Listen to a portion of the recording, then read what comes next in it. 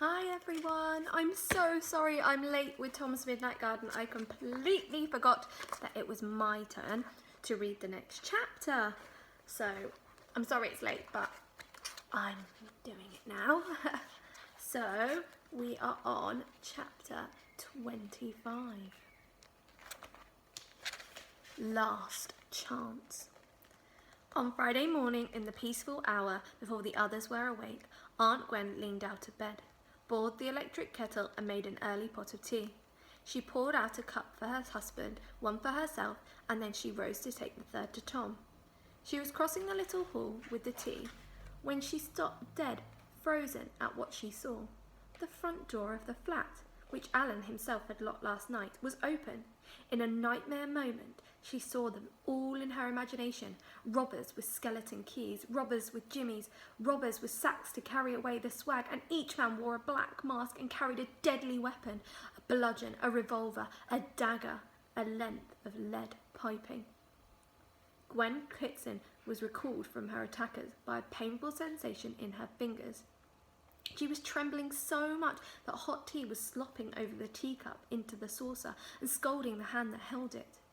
She set the cup and saucer down on a hall chair, and as she did so, she saw why the hall door remained open. It was wedged at the bottom by a pair of bedroom slippers, Tom's. The imaginary burglars vanished. Tom must be responsible. She remembered that he had been found roaming out of bed one night when he had first come to stay with them. She remembered too the high words that had been then with Alan, and she decided to manage this by herself. First of all, she had a look outside on the landing. There was no sign of Tom. Then she removed the bedroom slippers, closed the door, and went into Tom's bedroom. There he was, fast asleep, not even shaming. He was sure. She stood over him, the telltale slippers in her hand, wondering what she should say to him. She must scold him, and yet she did not want to be too hard on him and spoil his last day. Even the mild reproach Aunt Gwen had prepared was never uttered. Tom, when she roused him, behaved in a way that too much alarmed her. He opened his eyes, but then at once squeezed them shut, as if against a hateful sight. With his eyes closed, he began talking violently in what seemed a senseless way. "No, not this time, not now!" Aunt Gwen dropped the slippers and fell on her knees by the bed, putting her arms round him. "What is it, Tom? You're awake now, it's morning, you're safe and sound here with me."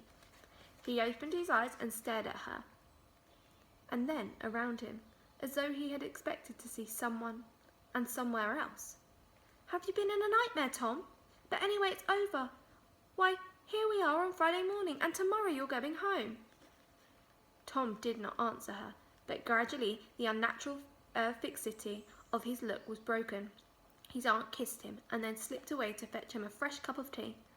All she said to her husband was, "It's time, for his own sake, that Tom went home. He's terribly strung up. Bad dreams, nightmares." She thought of a new explanation of the bedroom slippers. "I shouldn't be surprised if he even walked in his sleep." Aunt Gwen did not mention to Tom the bedroom slippers found in the doorway, and Tom, later observing them laying by his bed, only thought they were yet another part of the mystery of his being here at all, with him under the bedclothes, the laces twined around his fingers of his left hand, were Hattie's skates that had taken him to Eli. And yet here he was on Friday morning in the Kitsons' flat. He had felt so sure of being able to exchange his time for an eternity of Hattie's, and he was back again after only a few hours of her existence. But perhaps that was because I let myself fall asleep in the gig, Tom thought, and resolved that such a thing should not occur again. For he still had another chance. He had tonight. Tonight he would go down to the garden and stay there for as long as he pleased. He debated whether to take the skates with him or not. If the great frosts were continuing, he was willing to skate on the pond or on the meadow, but he was not willing to forego the garden altogether, as he had done last time. Perhaps, anyway, the season in the garden would be summer, as it used to be. Tonight, when he opened the garden door, the air that met him might be warm and soft and smelling of flowers. The yew trees across the lawn would welcome him. He would go down the sundial path and then turn right and run along the shadowy tunnel path between the yew trees and the nut stubs, and come out into the sunshine again by the asparagus beds, and perhaps see Abel digging a root of horseradish by the early apple tree, and Hattie, a little girl again, in her blue pinafore, waiting to spin her tales for him. The time in the garden can go back, Tom reminded himself, and she may be a little girl again tonight, and we shall play games together. Friday was all spent in getting ready for Tom's going home. His things were collected and gone through, his suitcase was polished and relabelled, and his aunt took him out shopping to choose what delicacies he would like for his packed lunch on the train, and what little presents he would like to take home to his mother and father and Peter. Tom could not feign interest in what seemed so far away in time. It might be years before he saw his home again tomorrow. That night, Aunt Gwen left both bedroom doors open so that she could hear if Tom got out of bed. Tom did not fail to notice his aunt's device. His midnight cunning and soundlessness had grown with weeks of practice. He was out of the flat and starting downstairs without having disturbed the sleepers. He had seen from his bedroom window that the sky was overcast. There was neither moonlight nor starlight. As he went downstairs, he could hardly see the oblong of the landing window. It doesn't matter though, Tom said, and felt his way surely down the lower treads and so into the hall. Here he stopped to listen to the grandfather clock, as though it might have some message for him, but the clock minded its own business, and its ticking only gave a measured reprieve to him for the over-hasty beating of his heart. He went down the hall, turned left at the old boot cupboard, and was at the garden door. Suddenly he was in a panic to be out. He tore at the fastening of the door, and, though it was the wrong fastening that his fingers found, he would not allow himself to think of that. "I'm going to get into the garden," he said, between his teeth, and the clocks ticking behind him neither confirmed nor contradicted his words. He had got to the door open now, and it was night outside, too, as black as the night indoors. He could see nothing. He stood on the doorstep and sniffed the air. There was no frost in it, and yet there was no lingering summer perfume from shut flowers, from grass and leaves. The air seemed empty of smell, except for a faint tang that he could not quite place. "It doesn't matter," said Tom. The blackness did not matter either, because by now he knew the garden by heart. Blindfold, he could have found his way. Where should he go first? Across the lawn to the yew trees? He sprang forward and began running. His bare feet fell onto cold stone. He knocked against a tall metal thing, and its lid fell off and rang upon stone again.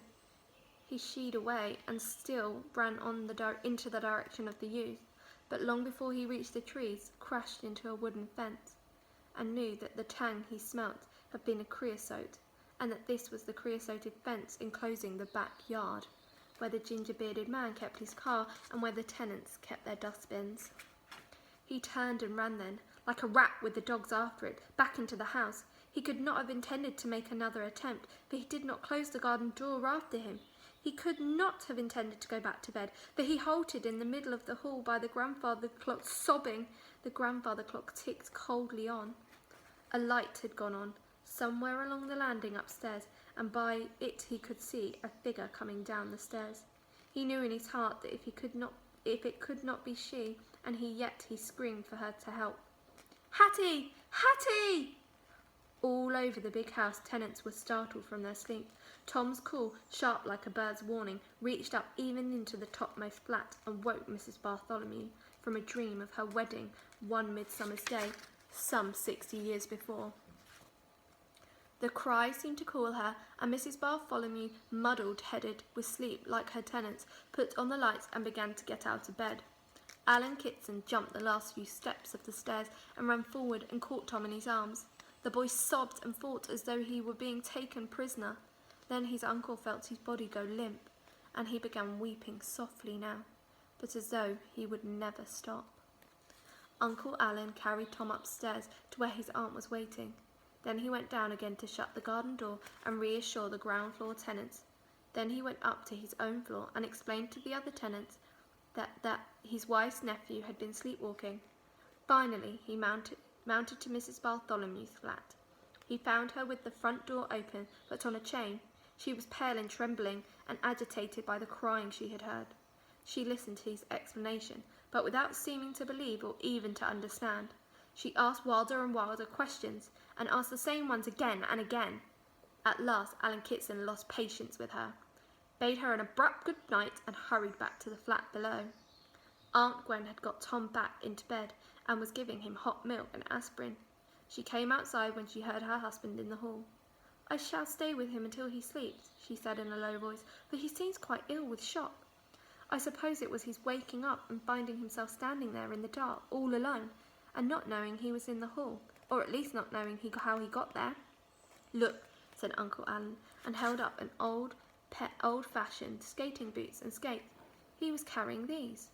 Aunt Gwen was dumbfounded. What can have possessed him, even in sleepwalking?